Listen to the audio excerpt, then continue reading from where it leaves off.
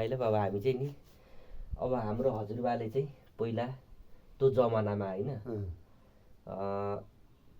पढाइ सम्बन्धी ज्योति सम्बन्धी पुरै काम सम्बन्धी चाहिँ कसरी विद्या आर्जन गर्नु बारेमा चाहिँ भनिदिनु पर्यो तपाईँले।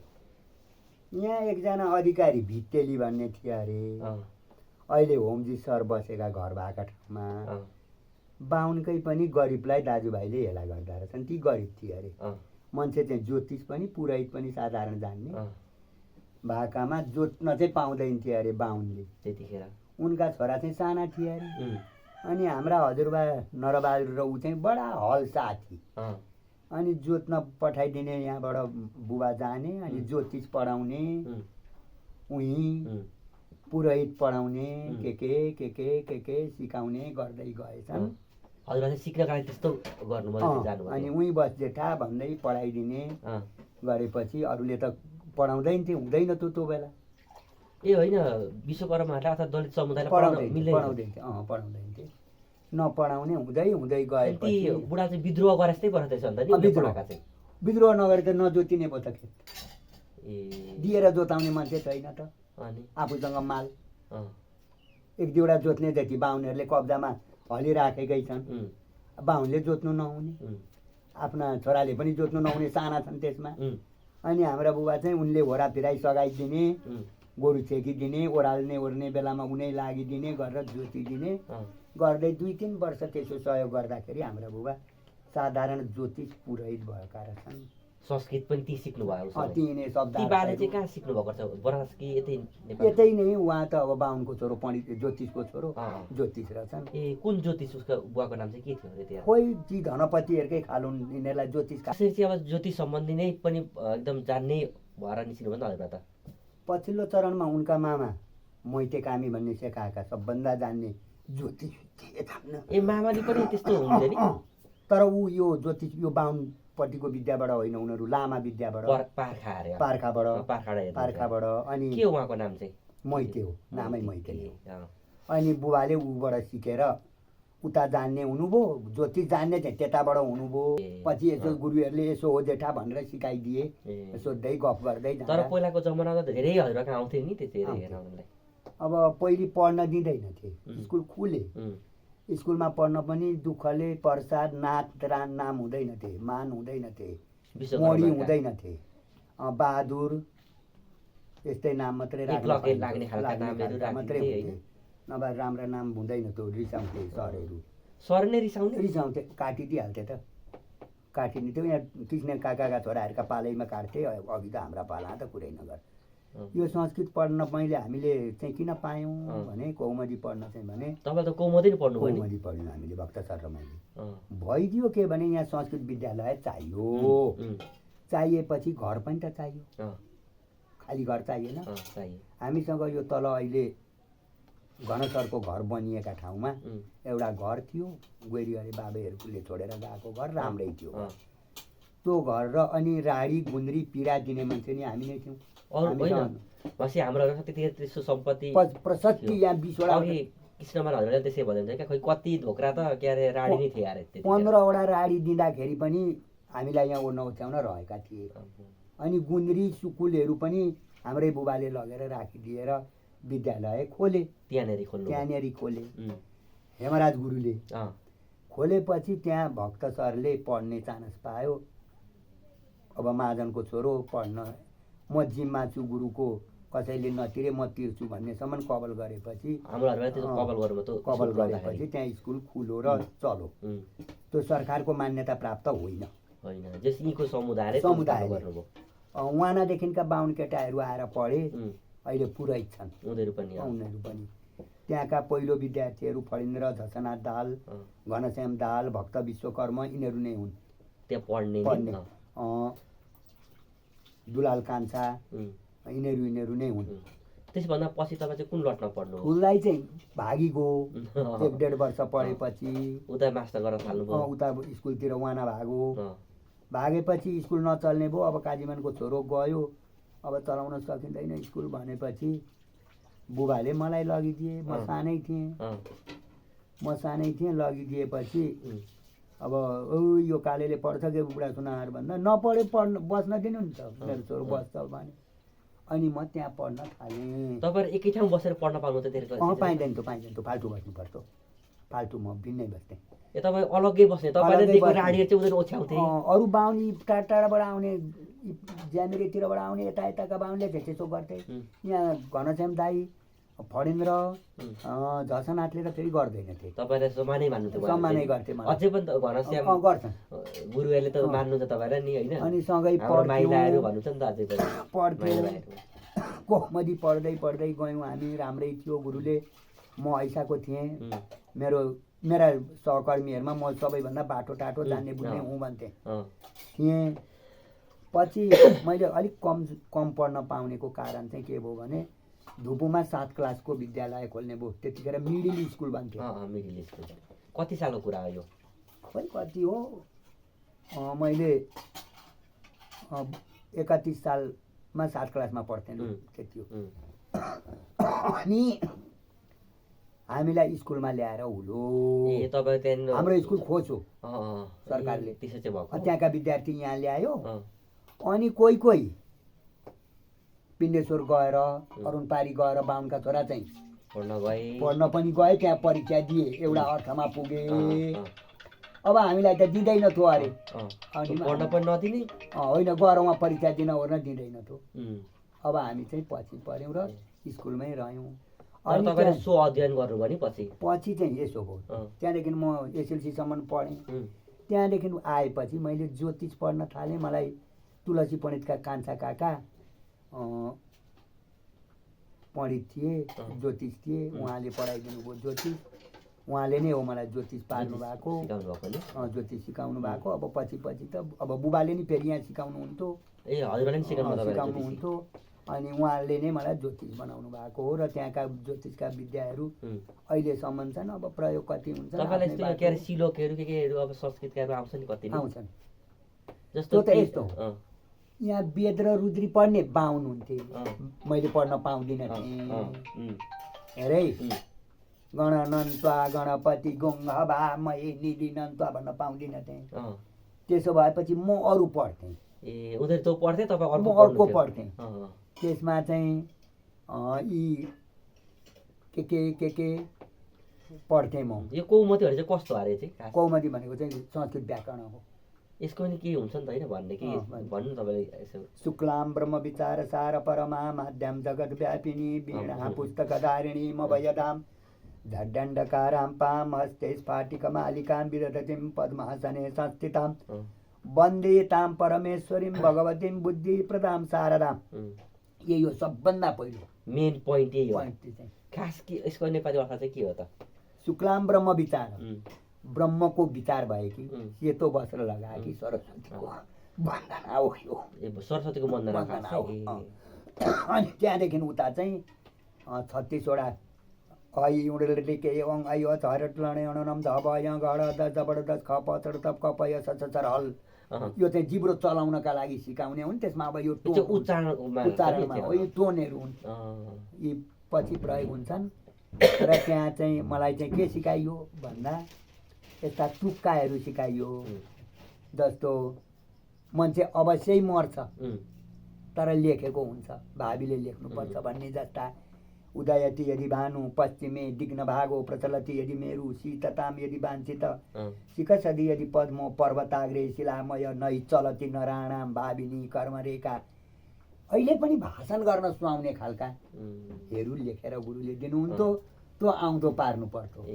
त्यस्तो नि त्यतिखेर पनि अनि हाम्रो बुवाले चाहिँ के अरे कान्छा बुवाले नि हल्का सिक्नुभयो कि सिक्नुभयो? उनीहरूले संस्कृत विद्यालय देख्न पाएन।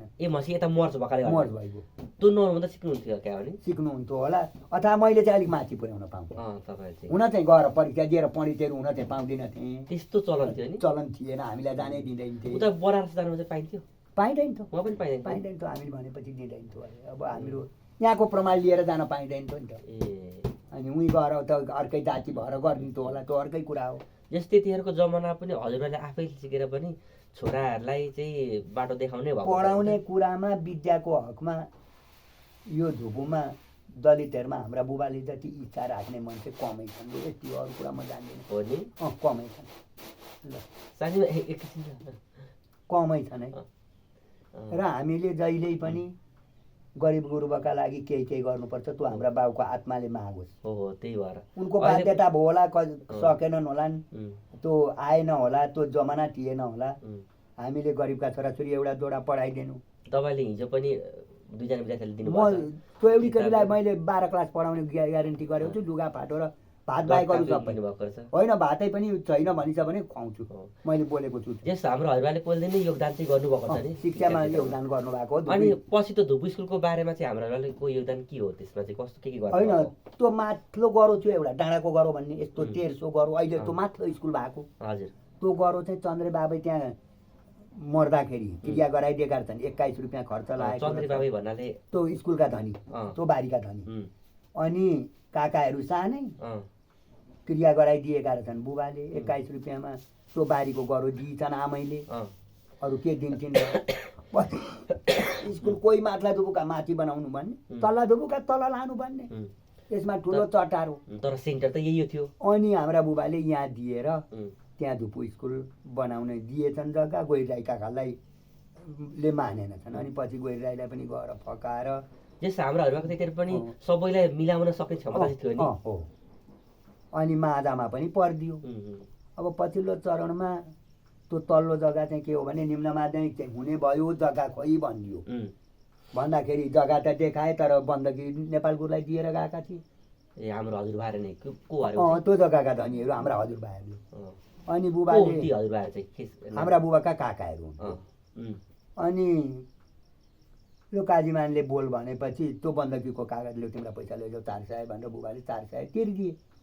मतलब उहाँहरूले बन्दकी राखेर जानु गए त्यो पैसा हजुरले तिरिदिनु भयो। नेपाल गुरुलाई नदिए त नेपाल गुरुले त जग्गा देखाउनै नदिने भयो त, किनभने बन्दकी खाएका मान्छेले देखाउन दिए त भोलि जेल भइन्छ। जस्तो गरेर नि हाम्रो हजुरबाको अनि त्यो कागज चाहिँ हाम्रा बुबाले 400 गुरुसँग तिरेर खिचेर यही जग्गा हो, यहीँ बनाउने स्कुल भनेर जग्गा देखाइदिए।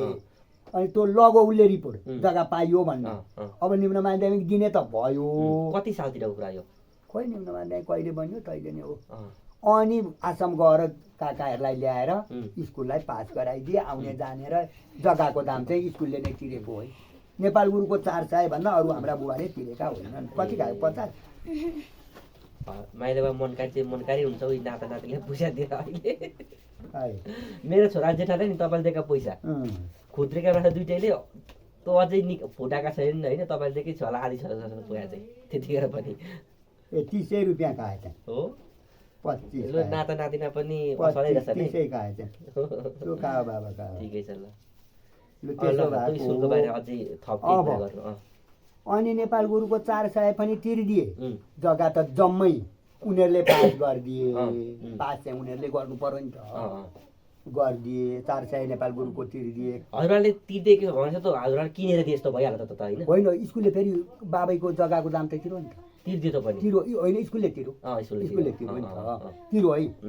अब उहाँबाट बोलाएर ल्याएका काकीलाई एकजोडी गहना चारानी पाँचानीका मुन्द्री बनाएर पठाइदिए। त्यस उहाँले नै गरेर लिएर फेरि ल्याएर सबै आफै खर्च बिहोरेर यहाँ बसुन्जेल खुवाएर अनि स्कुलको जग्गा पास गराएपछि बाबै गए। कत्ले बाबै भन्थे जाँदाखेरि अब माछा चाहियो, पुर्याउने पकाएर पठाउनु पर्यो, खर्च दिनु पर्यो गरेर पठाएका। पछि त्यहाँ अन्याय गरे दिल्ली सरले, त्यहाँ नाम राख्दा हाम्रा बुबाको नाम राखेनन्। किनभने संस्थापकमा भेटिएन भने। अनि मैले भने भगवान् कृष्णले भनिरहेछन्। त्यतिखेर म वडा अध्यक्ष थिएँ। वडा अध्यक्ष भएको थिएँ त्यतिखेर। यो बौद्धलको पहिलो वडा अध्यक्ष थिएँ म यहाँको। त्यतिखेर स्कुलको पदेन सदस्य हुने, तर मलाई कम्युनिस्टको भनेर दिल्ली सरहरूले त्यहाँ स्कुलमा हाजिर हुन दिँदैन थिए। पछि मैले उजुर गरेर पाएको मात्रै हुँ। अनि मैले एक दिन बोल्ने समय अध्यक्षज्यूलाई बुद्धबहादुर राईलाई मागेर बोल्दाखेरि भने ठिकै छ, भगवान् कृष्णले भनेका थिए जो यो मेट्छु भनी ठान्छ, जो यो मेटिन्छ भन्दछ, दुवै यी झुटा हुन् ज्ञान, न यो मेटिन्छ न मेट्दछ। जो यो मर्छ भनी कृष्णले चाहिँ अर्को शब्द भनेको थियो। जो यो मर्छ भनी ठान्छ, जो यो मारिन्छ ठान्दछ, दुवै यी झुटाउने ज्ञान न यो मर्छ न मारिन्छ। आत्मा मर्दा पनि मर्दैन, मार्न नि सकिँदैन भनेका थिए। मैले न यो मेट्न सक्छौ न मेटे, अहिले मेटन। एक दिन मेरो छोरो हेरचाह भएर आएका थिए नि, यो जिम्मिन्छ भने 6 महिना 9 महिना भयो नि मेरो छोरो मास्टर भएर आएको बेला राखेको। तर त्योभन्दा पहिले खोजी गरेर यो चुडाबहादुर थापाले कहिल्यै नबिर्सिनु। चुडाबहादुर थापालाई उसलाई कामी को यहाँ दबाउनु पर्ने कसलाई खाँचो रहन्छ, उहाँले खोजी नीति गरेर हाम्रा बाबुको नाम राखो। चुडाबहादुर सरको चाहिँ धेरै नै ठुलो योगदान छ होइन। कता कता के गरे उनको अर्को कुरा होला, हामी जान्दैनौँ न। धुपी स्कुलमा सबैसँग मिलाएर अगाडि बढेको हेडमास्टर मध्येको चुडाबहादुर थापै हो। जुग पनि नयाँ आएका बेला पनि हेर्नु पनि उसले यो धुपी स्कुललाई दिनुपर्ने कुरा दिएर चिन्नु भएको उहाँले हैन, मूल्याङ्कन गरेर दिनु भएको। त्यसो हो, नभए दिएका थिएनन्। अब यो फोटै राख्न दिएनन् हाम्रा बाबुको, किनभने श्रेष्ठमा देखिएन भन्ने त पाइहाल्दा रहेछ। अरूको चाहिँ नदिँदै भुल छ त्यहाँ अझै। त्यो मित्रबहादुर र त्यो दलेगङ्गामाको राख्नुपर्छ अझै पनि। मेरो मागे धेरै दुःख गरेका छन्, आएन चाहिँ श्रेष्ठमा। एकै दिन चालना नगर्ने, एउटा काठ नबोक्ने चाहिँ नाम आयो। तिनको किन आएन? आउँदा के बिग्रिन्छ? ठाउँ अट्दैन धुपी स्कुलमा। म त त्यो भनिरहेको छु त, मैले देखेका है दुःख गर्ने मान्छे तिनीहरू दुईटा हुन्, फेरि अरू होइनन् भनिनँ मैले, सबै हुन्। तर त्यसो गर्नुपर्छ भन्ने मेरो चाहिँ कुरा हो। लु यही हो। र मलाई ज्योतिष चाहिँ कान्छा पण्डितले पढाइदिनु भयो, मलाई ज्योतिष पार्नुभयो। अब जान्ने त्यत्रो कता कता हिसाब गर्ने त होइन, जे भए पनि हाम्रा पाहाडमा साहित्य हेरिदिने, नाम जुराइदिने, यसो साधारण टिपन लेखिदिने, टिप लेखिदिने ज्योतिष। म कता कता हिसाब गरेर व्याख्या गर्न जान्ने ज्योतिष होइन। म थुप्रै सिलक भनेर यसले यसो भनौँ भनिरहन जान्दिनँ। ठोस कुरा भनिदिन्छु, हुन्छ हुँदैन उनको कुरा हो। ल लु, अब हजुरबाको बारेमा होइन र माइलाबाको आफ्नो व्यक्तिगत बारेमा सबै कुरा बताइदिनु भयो र हाम्रो योगदानहरूको बारेमा स्कुलमा हाम्रो मलाई यति जान्ने र यति मुख लाग्ने बनाइदिनु भएकोमा हेमराज नेपाल गुरुलाई मैले कहिल्यै बिर्सिनु हुँदैन। मेरो गुरु उहाँ नै हो, श्रद्धेय गुरु। किनभने कामीको छोरो भए पनि हामीलाई पढ्न दिनुभयो। अरू बाहुनहरू आएर हामीतिर फिरेर पाथे पण्डितहरू, हामीले पढेको देख्नै सक्दैनथे। त्यस्तो अवस्था थियो। र कम्युनिस्ट पण्डित भनेको चाहिँ यो तल चपगाई साइला पण्डित, ऊ पनि त्यस्तो हुन्छ नि, कम्युनिस्ट हुनु चाहिँ हामीसँगै आएर बसी जाने बलात्ते मेरै राडीमा ती सुर्ती सल्काइहाल्ने, अरूका चाहिँ चुरुप छुइने। चुरुप पनि छुइन्थ्यो त्यस्तो बेला पढ्नु भएको तपाईँहरूले नि? चुरुप छुइन्थ्यो है अरू बाहुनलाई। ल मैले नेपाल गुरुको त छुइने नै भएन, चुरुप खाँदैन। साइला पण्डित चाहिँ कम्युनिस्ट बाहुन, मैले त्यतिखेर कम्युनिस्ट पण्डित भन्थेँ। राम्रो पढ्छ माइलो भनेर मलाई सिकाइराखेर के सिकाएर जानुहुन्थ्यो। उहाँलाई चाहिँ म कहिल्यै बिर्सिन्न। ल लु, पण्डितै हुनु पर्दैन, बाहुन त जोत्ने बाहुन भए पनि रिसाउँथ्यो हामीले पढेको देख्दा। त्यस्तो नि त्यस्तो यो सबै अब छोरा नातिहरूलाई होइन यो स्थानमा पुर्याउनु चाहिँ हाम्रो हजुरबाकै अब जस उहाँकै आशीर्वाद र देन हो भनौँ न होइन? देन छ। ल माइले भयो, ल धन्यवाद। अब अरू पनि प्रसङ्ग हामी जोड्दै जानेछौँ। ल माइले भयो, ल हुन्छ ल।